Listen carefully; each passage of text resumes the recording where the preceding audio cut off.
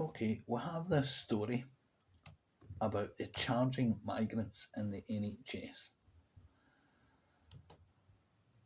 and I think it's pretty horrendous.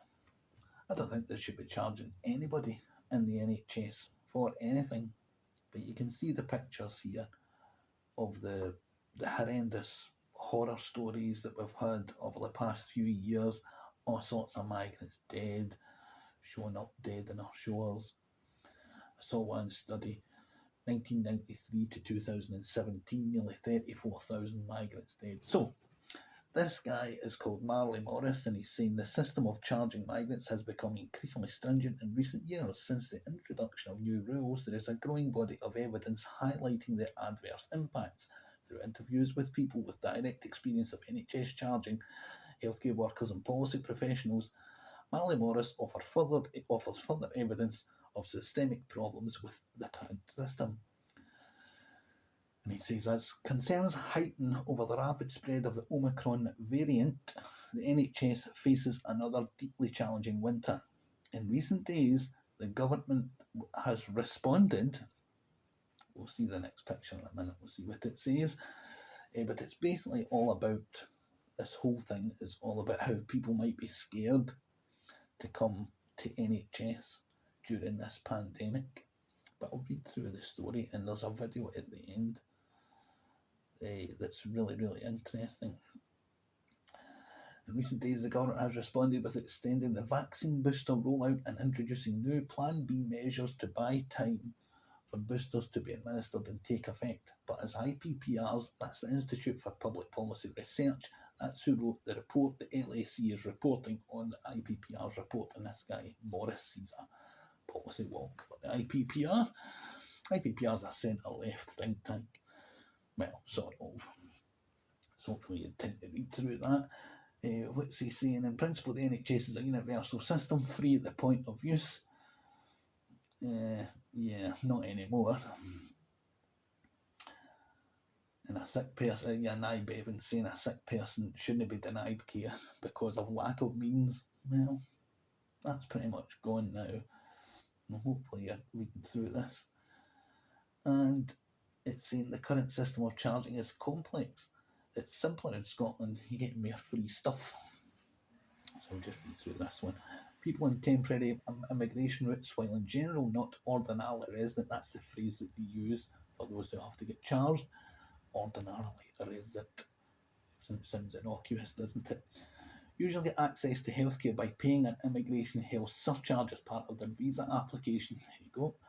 That means in practice the two main groups who face charges at the point of use are short-term overseas visitors and people without immigration status, often referred to as undocumented immigrants.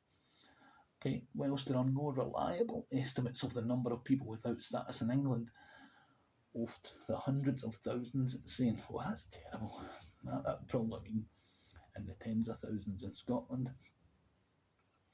But as I say, you get more free stuff here. And at the bottom there, what it's saying, it's starting to say there's a study of Filipino migrants, and it's going to say basically that they're scared to come forward to get themselves treated during the pandemic, to get vaccines and all that, because they fear that they're going to get reported to the authorities. Hopefully you're reading through this. So this charity, Can Lungan, has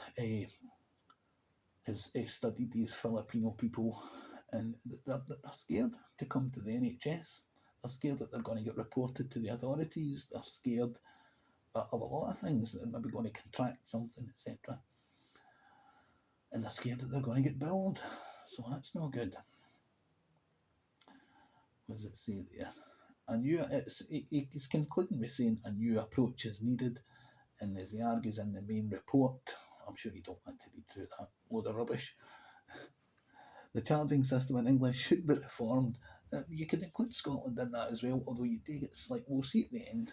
There's a wee bit at the end that shows you what kind of stuff you get free in Scotland. It is a wee bit more. And he's just concluding. He's saying overseas visitors may be charged for their care, but people living in the country would not. You know what I mean? It's kind of crap. Kind of racist as well.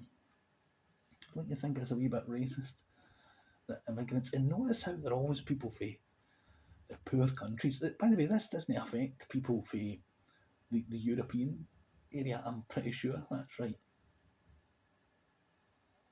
I'm pretty sure it doesn't. I'd maybe have to check exactly how Brexit is affecting all this. But I'm sure it said in the Scottish one that if you're for the European Economic Area, it doesn't affect you, so you don't get charged. No, this is migrants. This is asylum seekers. That's why. And here's the Scottish website, and it's telling you who has to pay for stuff, and it's saying many NHS services are provided free, but and there's all the free services there: GPs, prescriptions, dental, and it doesn't exactly say what you would have to pay for. But as I said in the video that's coming up, there's a woman who got a caesarean section and who was an asylum seeker. So that's who it affects, asylum seekers. Obviously holiday makers and all that, they take out their own insurance. Now look at that. British citizens, EEA nationals. So in Scotland anyway, if you're in the European Economic Area, you will not have to pay shit for the NHS. And I'll shut up and let you watch this video that's coming up in a bit.